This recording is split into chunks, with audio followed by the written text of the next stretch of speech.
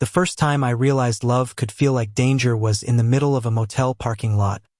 My boyfriend bleeding from his lip, laughing like a lunatic. And the worst part? I still wanted to kiss him. We were supposed to be celebrating our 2-year anniversary. The trip we had been planning for months. A road trip through America's backroads, just us, our beat-up Chevy, and the idea that maybe, just maybe, the world wasn't such a cruel place if you had someone to hold on to. But the world has a twisted sense of humor. Liam always said trouble followed him like a stray dog. I used to think that was just his way of being dramatic. But standing there, under a flickering neon motel sign in upstate New York, I started to realize he hadn't been exaggerating. He looked at me, smirking despite the blood, his knuckles split open. "You should probably run, Ethan. You're too good for this mess." And yet I didn't move, couldn't. Because in that moment, the thought of leaving him felt worse than the danger pressing in around us. Liam and I had met in the most ordinary way at a coffee shop near campus. Back when I thought life was nothing but exams, deadlines, and maybe a little romance if I was lucky. He had walked in like he owned the place. Leather jacket, dark eyes, a smile that was both reckless and heartbreaking.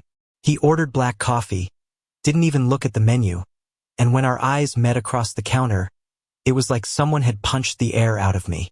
Fast forward 2 years, and we were here, 2 idiots who thought driving cross-country would be romantic. We had playlists, snacks, plans for cheap diners and tourist traps. It was supposed to be a memory we'd treasure forever. But Liam's past didn't believe in letting go. I didn't know all of it. He was careful, cagey when it came to details. What I did know, he'd grown up in a part of Chicago where you learn to fight before you learn to read. He'd done things to survive, things that clung to him no matter how far he tried to run. I loved him, but I also knew there were shadows he refused to let me see. That night at the motel, those shadows finally caught up. The fight had started because someone recognized him. Some guy older with the kind of face that told you he'd seen too many back alley deals. He'd called Liam by a name I didn't recognize, one that froze the blood in my veins because Liam's smirk faltered for just a second. The next thing I knew, fists were flying. I tried to pull him back, shouting his name, but Liam fought like a man cornered by ghosts. When it was over, the stranger had staggered off with a busted nose, muttering threats, promising he'd tell them Liam was still alive. Alive, like he wasn't supposed to be. Like someone out there thought my boyfriend should have stayed dead. That's when fear truly hit me. Not just fear of losing him, but fear of what he had been running from all this time. Back in our room, I cleaned his split lip with shaking hands. He winced but didn't complain. His eyes, usually sharp with sarcasm, softened as he watched me. "You don't have to stay, Ethan," he whispered. "I never wanted this for you." I pressed the towel harder than necessary, my voice breaking. "Don't you dare push me away. You think I care where you came from? You think I'd walk now after everything?" His laugh was low, bitter. "You don't know what they'll do if they find me." "Then we run," I said, surprising even myself with the certainty in my voice. "We run together." And just like that, our anniversary trip turned into something else entirely, a desperate flight from a past that refused to stay buried. The next morning, we packed up before sunrise. The road stretched ahead, endless and uncertain. And for once, we didn't bother with playlists or maps. Every mile was a gamble. Every shadow in the rearview mirror made my chest tighten. But in between the fear, there were moments that reminded me why I stayed. The way Liam reached for my hand without thinking. The way he cracked stupid jokes to make me smile, even when his voice was raw from exhaustion. The way, when we stopped at a gas station in the middle of nowhere, he looked at me like I was the only good thing left in his world. That's what love is, isn't it? Not the easy parts, but the moments when staying feels both insane and inevitable. By the time we crossed into Pennsylvania, I realized something terrifying. I wasn't just running with him. I was choosing this. Choosing him, scars and all. And if that meant running until my lungs gave out, so be it. But I couldn't shake the image of that stranger's words, echoing like a curse. "They'll know you're alive." Who were they? And why did it feel like the answer would break us? The highway stretched before us like a silver ribbon unraveling into nowhere. I kept my eyes on the road, hands tight on the steering wheel, but every few seconds I'd glance sideways at Liam. He sat slouched against the window, his leather jacket pulled tight around him, lips still bruised from the fight. His chest rose and fell steadily, but I knew he wasn't sleeping. "You're glaring at me again," he murmured without opening his eyes. "I'm not glaring," I said, my voice sharper than I intended. "I'm trying to figure out what the hell just happened back there." He smirked faintly, but there was no humor in it. "I told you, Ethan. Trouble finds me." I gripped the steering wheel harder. "That guy called you by another name. Who was he talking to? Who are they?" For a long moment, all I heard was the hum of the tires on asphalt. Then Liam finally turned, meeting my eyes with a look so tired it made my chest ache. "You don't want to know." "Yes," I said fiercely. "I do, because I'm already in this, Liam. Whether you like it or not, I'm here. So stop treating me like some fragile little secret you can protect by keeping me in the dark." His jaw tightened. "If I tell you, you'll hate me. Try me." Silence stretched until it became unbearable. Then, with a sigh that sounded like surrender, he began. "My real name isn't Liam. Not the one I was born with, anyway. Back in Chicago, I was part of something. A crew. We did jobs robberies, collections, whatever kept the lights on. It wasn't glamorous. It wasn't some movie. It was survival." My throat went dry, but I forced myself not to flinch. He kept going, his voice flat, like he was reciting someone else's story. "One night, a job went bad. A man died. Not by my hand, but I was there. I was supposed to take the fall. But I didn't. I ran. Changed my name, cut ties. As far as they knew, I disappeared. Dead, maybe. And now they know you're not." He nodded once, his gaze dropping to the floor mat. "If they find me, they won't just kill me. They'll make an example out of me. And anyone standing too close." My stomach twisted. For a second, I thought I might pull the car over and throw up on the side of the highway. But then I looked at him, this man I loved, this man who had fought so hard just to make it to this point, and the fear turned into something else. Determination. "Then we don't let them find you," I said. We drove until the sun dipped below the horizon, until the gas gauge blinked at us accusingly. A roadside diner appeared like a mirage, neon lights buzzing faintly against the darkening sky. We pulled in, trying to look like two travelers on an ordinary road trip, not fugitives clinging to each other against a storm. Inside, the diner smelled of coffee and fried onions. The waitressa, middle-aged woman with a kind smile, led us to a booth by the window. Liam slid in across from me, his eyes scanning every corner like he expected danger to burst through the door at any second. "You're paranoid," I whispered once the waitress left to fetch our order. "I'm alive," he corrected. "That's the difference." I reached across the table and took his hand. His fingers twitched like he wanted to pull away, but he didn't. "You don't have to do this alone anymore," I said quietly. For the first time that night, his mask cracked. His thumb brushed against my knuckle, tentative, almost apologetic. "You have no idea what you're signing up for, Ethan." "Maybe not," I admitted. "But I know I'm not walking away." Our food arrived, burgers and fries, but neither of us touched it. My stomach was tied in knots, and Liam kept glancing at the door every time it swung open. The few other customers were just truckers and locals, but I could feel the weight pressing down on us, the sense that time was running out. When we finally left, the night air was thick with the smell of rain. We climbed back into the Chevy, but before I could start the engine, Liam spoke again. "If you're smart, you'll leave me here." His voice was low, almost broken. "Take the car. Go home. Forget about me. You'll be safe that way." I turned to him, furious at the suggestion. "Do you really think I'm that weak? That I'd give up on you because it's hard? Because it's dangerous?" He met my gaze, his eyes burning with something I couldn't quite name. Fear, love, maybe both. "You're too good for this life," he whispered. "Maybe," I said, leaning closer. "But I'm not too good for you." And then I kissed him, hard, desperate, like it might be the last time. He froze for a second, then melted against me, his hand cupping the back of my neck, pulling me closer. When we finally broke apart, both of us breathing like we'd run a marathon, the storm inside him seemed quieter, if only for a moment. We drove again, deeper into the night, until the rain finally came, sheets of it slamming against the windshield, blurring the world into streaks of light and shadow. I pulled off the highway, following a narrow road until we found a rundown motel with a flickering vacancy sign. Inside the room, the walls smelled of damp carpet, the bedspread patterned with faded flowers. It wasn't romantic. It wasn't safe. But when Liam collapsed onto the bed, covering his face with his hands, it felt real. I sat beside him, touching his arm gently. "Hey!" He peeked at me through his fingers. "What? You're not alone anymore," I said again, softer this time. "We'll figure this out. Together." His hand dropped to his chest, covering mine. For once, he didn't argue. That night, sleep was impossible.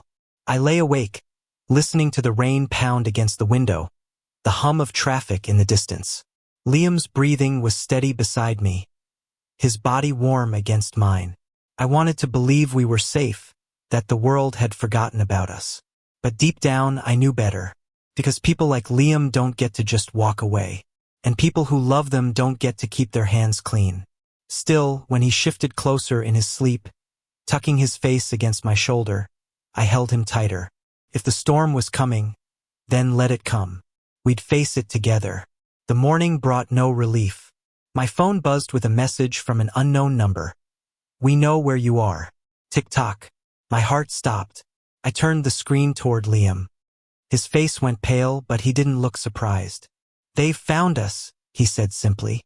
And in that moment, I realized our trip wasn't just a runaway anymore. It was a countdown. The motel room felt smaller after that text message, like the walls had leaned in to suffocate us. Liam sat on the edge of the bed, staring at the floor, his hands laced together so tightly his knuckles had gone white. I wanted to shake him, scream at him, ask him how he could sit there so still when my chest felt like it was caving in. Instead, I said, "We need to leave. Now." He didn't look up. "Running won't help if they've already got eyes on us." I paced the room, heart pounding so loud it drowned out my thoughts. "So what then? You want to just sit here and wait for them to knock on the door?" "No," he said finally, his voice low, controlled, too controlled. "I want to think." I stopped pacing and stared at him. His profile was sharp against the dim morning light creeping through the blinds. There was something frightening about the way he looked, like a soldier bracing for a war he already knew he might not survive. "Think faster," I whispered. We left anyway. Not because we had a plan, but because the idea of staying felt worse. I drove us onto back roads, winding through farmland where fields stretched endlessly in every direction, offering no cover, no escape. My hands shook on the steering wheel. Liam didn't tell me where to go, didn't speak at all for nearly an hour. Finally, he said, "There's a guy I know, someone who owes me." I glanced at him. "Owes you what?" "His life," Liam said simply. "He might give us a place to hide." "And where exactly is this guy?" "Pittsburgh. That's a 5-hour drive." "Yeah." He leaned back in the seat, eyes closing briefly. "But it's all we've got." We made it as far as a service station just outside Harrisburg before my nerves cracked. I pulled into the lot too fast, slamming the gearshift into park. "Ethan," Liam warned, sensing the storm in me before I opened my mouth. "No," I snapped. "You don't get to just sit there and feed me crumbs anymore. I need the truth. All of it. Who are these people? Why are they after you? What exactly are we running from?" His jaw tightened. "I told you already. You told me half a story. You left out the parts that matter. And if I'm going to keep risking my life for you, then you're going to stop treating me like a kid who can't handle it." Silence stretched. People moved in and out of the station behind us, cars coming and going, the normal world spinning on while ours teetered on the edge of collapse. Finally, Liam turned, his eyes dark and unflinching. "Fine. You want the whole story? Here it is." He told me about Chicago in detail this time, about a gang that called themselves the Iron Vultures, about deals gone wrong, about a leader who didn't forgive betrayal. I didn't kill that man, Liam said, voice hoarse. But they blamed me anyway, said I froze up, said I was weak. They wanted to make an example. I knew what that meant, so I ran. His gaze locked on mine, fierce, desperate. Do you get it now? If they find me, they won't just kill me. They'll drag it out. They'll make it hurt. And if you're with me, I cut him off, slamming my hand against the steering wheel. I don't care, Liam. I don't care what they do. I'm not leaving you. He shook his head, almost laughing. You're insane. Yeah, I said. I am. For you. For a second, he just stared at me, like he couldn't believe anyone would ever say that to him. Then his hand came up, trembling slightly, and he brushed his fingers along my jaw. The tenderness nearly broke me. You're going to regret this, he whispered. Not a chance, I whispered back. By the time we reached Pittsburgh, it was night again. The city lights glowed like scattered stars, but I felt no comfort. We followed Liam's directions to a rundown row house on the outskirts. A man answered the door, a tall figure with tattoos crawling up his neck, eyes narrowing when he saw Liam. Well, I'll be damned, the man said. The ghost returns. Good to see you too, Marco, Liam replied. I stiffened. The man looked dangerous, the kind of dangerous that wasn't just for show. But he let us in. Inside, the house smelled of smoke and whiskey. Marco eyed me with suspicion but said nothing. Liam explained, quickly, that we needed a place to crash, just for a night. Marco smirked but eventually agreed. You owe me, Liam said quietly as we followed him to a spare room. Marco's laugh was sharp. I already paid my debt when I didn't put a bullet in your head. I glanced at Liam, shocked, but he didn't flinch. He just muttered, Guess we're even. Then, the room was small, barely big enough for the sagging bed against the wall. But once the door was shut, the tension between us shifted. The fear didn't vanish, but in the quiet, in the closeness, something else surfaced. I sat on the edge of the bed, running a hand through my hair. I don't trust him, I admitted. You shouldn't, Liam said, pulling off his jacket. His t-shirt clung to him, damp with sweat. But he won't sell us out. Not yet. Not yet. He looked at me then, eyes heavy, shadows beneath them. We don't get forever, Ethan. Just remember that. I swallowed hard. Then let's make tonight count. For the first time in days, I reached for him not out of fear, not out of desperation, but out of love. He hesitated only a second before pulling me into his arms. The kiss was different this time, softer, deeper, a promise in the middle of chaos. We held each other until exhaustion finally dragged us under. But peace never lasts. I woke in the dead of night to hushed voices outside the door. My heart pounded as I strained to hear. You really think you can protect him? Marco's voice. Just keep your mouth shut, Liam hissed. They're offering money, you know, a lot of it, for your head. Then take the money and get out of my sight, Liam snapped. Silence, then Marco's low laugh. You haven't changed at all. Still reckless. Still doomed. I slipped back under the covers before Liam came back inside. He thought I was asleep, but I felt the bed dip as he sat beside me, his hand brushing over my hair like he was memorizing me. And that was when I realized Liam wasn't planning to let me stay with him forever. He was planning to say goodbye. Morning came with a heaviness I couldn't shake. We left Marco's place quickly, without a real plan. The streets of Pittsburgh buzzed with life, but for us, every corner held danger. We stopped at a park on the edge of the city. Children played on swings. Families picnicked on the grass, laughter carrying on the breeze. For a moment it felt like another world. A world we couldn't touch. Liam leaned against a tree, his gaze distant. Look at them, he said softly. Normal people. They don't know what it's like to live looking over your shoulder. I stepped closer, gripping his arm. You could have that too. He looked at me like I'd said the cruelest thing imaginable. Not with the blood on my hands. My throat tightened. I wanted to argue, to insist he deserved happiness. But before I could, his phone buzzed. He froze when he saw the number. Who is it? I asked. His voice was hollow. It's them. The message was short, brutal. We're done waiting. See you soon. Liam's hands trembled as he shoved the phone back into his pocket. He turned to me, his face set like stone. This ends now, he said. My blood ran cold.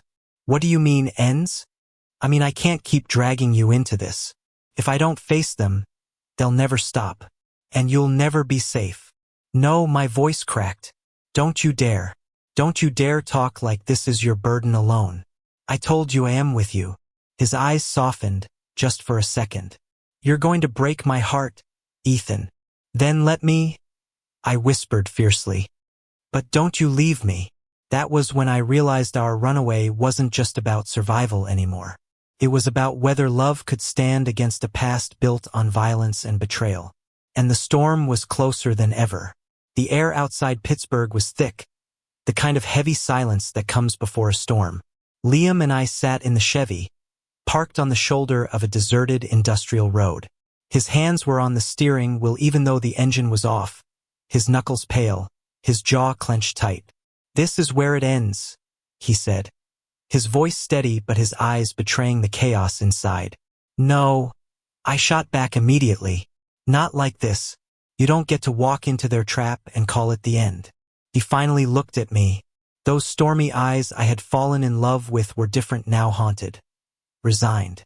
If I don't go, they'll never stop coming. I can't let them keep chasing us, Ethan. You deserve a life that isn't just running from shadows. Anger flared through me, sharp and hot. And you deserve a life that isn't running either. God, Liam, when will you get it through your head? I don't care about your past. Care about you. About us. That's all that matters. He leaned closer, his hand brushing against my cheek with heartbreaking tenderness. You'll hate me if you see what I'm capable of. Then let me decide that, I whispered. Night fell quickly. The meeting place was a crumbling warehouse by the river, its broken windows glowing faintly from the street lamps outside. Liam insisted we go in, though every cell in my body screamed at me to turn back. Inside, the echo of footsteps on concrete swallowed us whole. Shadows shifted, and then they appeared, 3 men, hard-eyed, leather jackets marking them like wolves in the same pack. One of them, older, with silver threading through his dark hair, stepped forward. His voice dripped with mockery. Well, the prodigal son returns.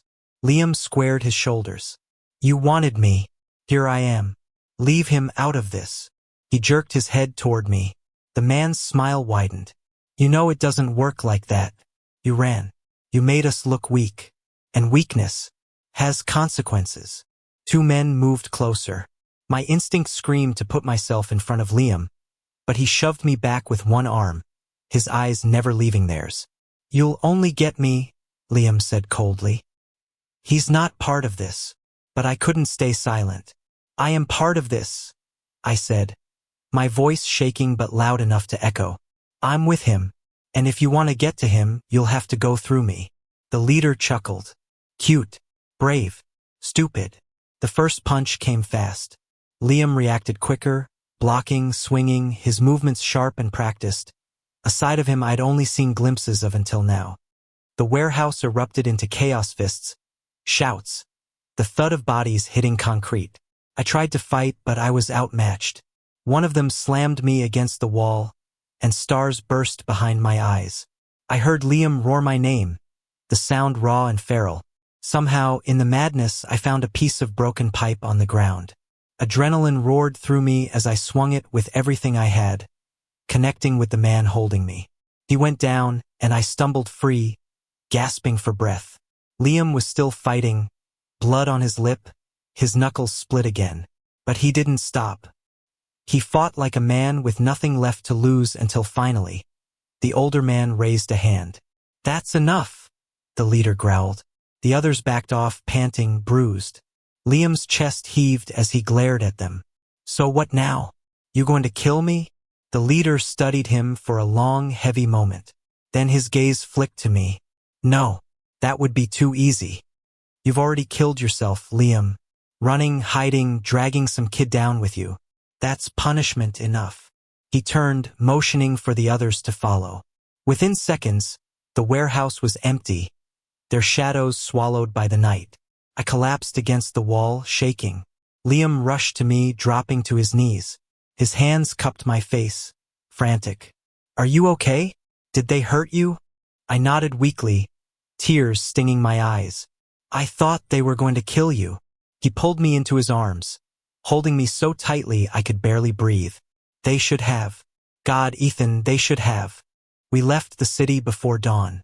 The roads were empty, the world washed pale with early light. Neither of us spoke for a long time. Finally, I broke the silence. "They're not going to stop, are they?" Liam shook his head. "Maybe not, but maybe. They've made their point. Maybe they'll let us go now." "Do you believe that?" His hand found mine across the console. "I don't know, but I believe in us. And that's the only thing keeping me going." Weeks passed. We didn't go back to Chicago. We didn't go back to our old lives at all. Instead, we settled in a small coastal town in Maine, renting a shabby apartment above a bookstore. It wasn't glamorous. We didn't have much. But every morning, when Liam made coffee and kissed me half awake, it felt like the beginning of something real. He started working at a mechanic's shop.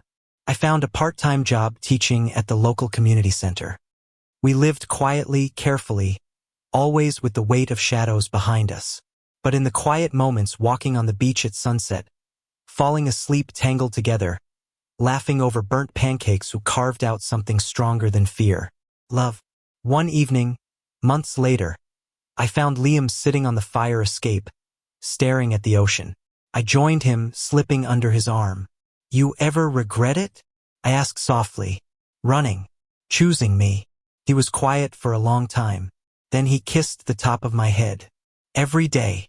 My chest tightened until he added, "But I regret not finding you sooner even more." I smiled through tears. "Smooth. True," he murmured. The horizon burned with the last light of day. And for once, the world felt still. We didn't know what tomorrow would bring. Maybe the past would come knocking again. Maybe it wouldn't. But whatever storm came, I knew one thing with absolute certainty. We'd face it together. Because love, real love, isn't about safety. It's about choosing someone again and again, even when the world tells you it's impossible. And I would keep choosing Liam. Always. Thank you for listening. If you find it interesting, please like and subscribe to follow the next stories.